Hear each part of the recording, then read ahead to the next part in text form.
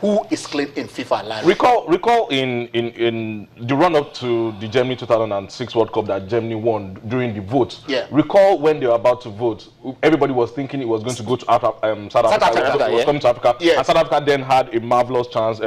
President Mandela led that, and one person abstained from voting. If you can actually remember, one person who probably would have voted for South Africa abstained from voting, and Germany eventually won by one vote. So maybe South Africa learned from the lessons there. I don't call it bribery per se. Maybe Germany did a lot of PR. Now everything is coming out that it has to do with gentleman agreement. Now everything is coming out. A lot of PR was done. South Africa came back in 4 years later. Now thought, oh, apart from the Madiba image, yes, some other things have to go into this thing.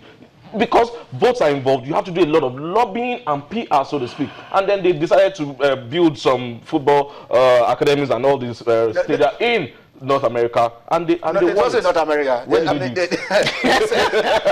wasn't North America. Okay. Of course, the CONCACAF were not in North America. All right. The Caribbean, the home of Jacquana. You know, Jacquana told us he came in and then he talked about the eighth wonder of the world. And we remember what happened then, because I know the controversies in Nigeria then. Warri was supposed to host some of those events, and somewhere along the line, we didn't know whether something was supposed to happen that did not happen, and Bauchi also was involved, and then a lot of people were honored.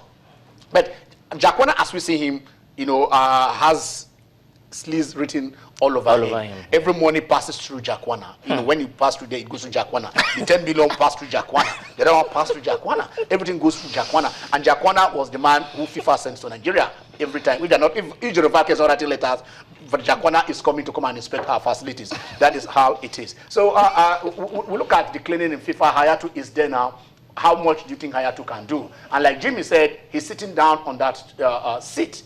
Does it bring in a lot of spotlight on him, on his activities? Remember, he was accused by the IOC, you know, in 2000. Yeah, he was investigated by the IOC.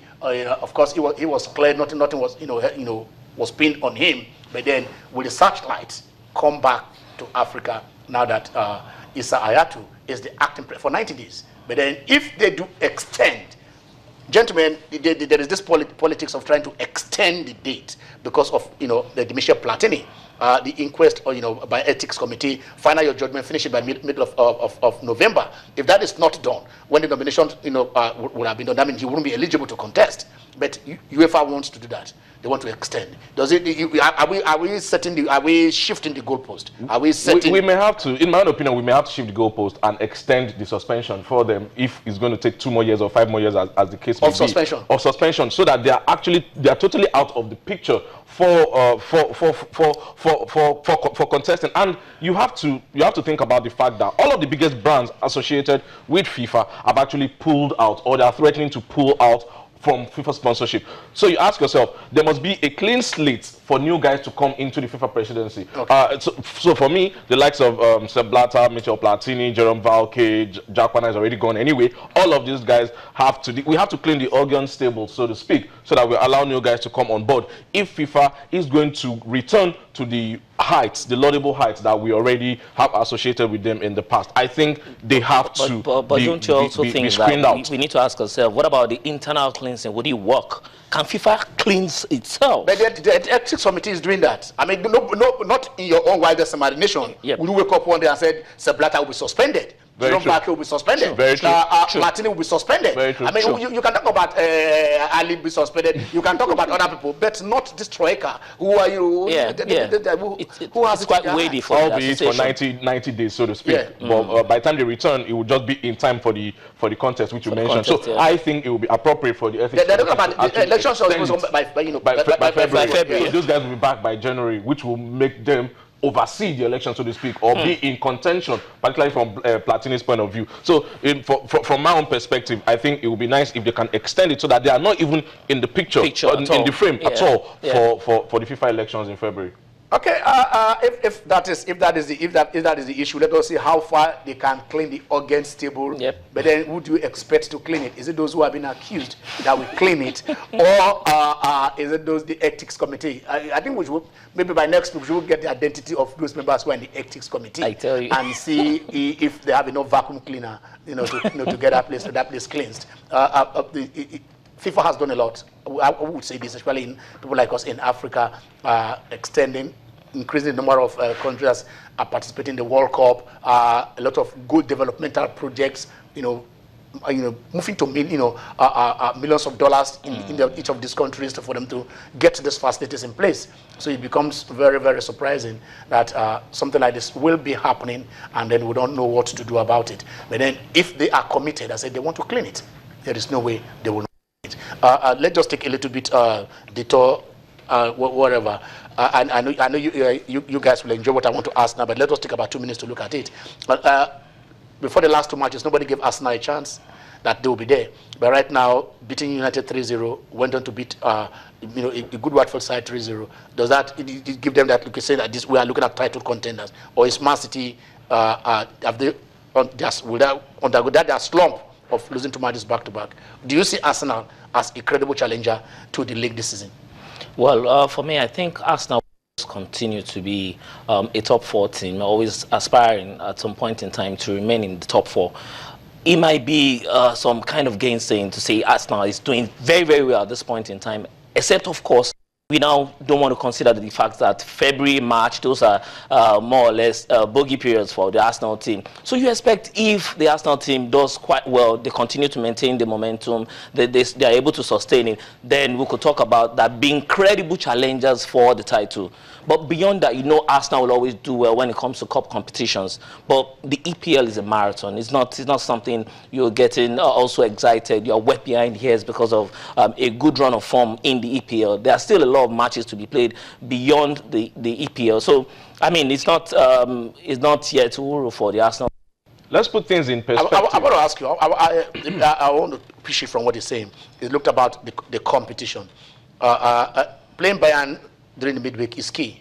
If they win, it means the cup will still be there. But if they losing 3 in a row, it's kind of difficult when we want to concentrate. You see that if they do lose, or if they win, I want to look at the permutations. If they win, how is it going to affect their chances in the Premiership? If they lose, how is it going to affect it?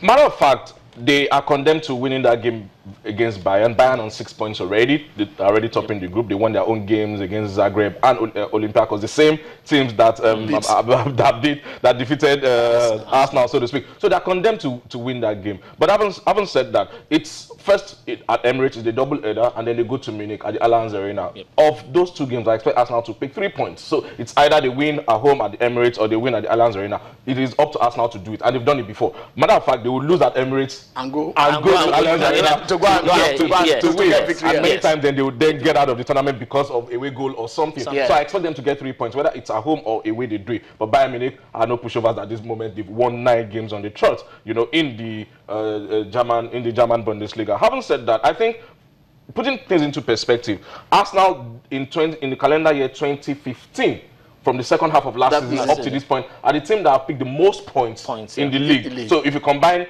that up until this point, you will see that Arsenal will be top of the log, so to speak. It means they've been consistent a little bit. Yeah. And the fact that they have not sold any of their major stars in the window. In the past 2 seasons, I think the stability has also very, very key. In the last 4 seasons, it's either they're selling Van Persie, they're selling Fabregas, or they're selling Song, tall captain, or Song, or something. But now they've kept it tidy. They've maintained Ozil, they've maintained Sanchez, even though we heard rumors that he wants to go to Real Madrid, or Real Madrid are interested in him. And then they brought in Czech, and Czech hasn't considered in 2 games. As a matter of fact, Arsenal have conceded 7 goals this season. That's the only best defense. That's the best defense in the league.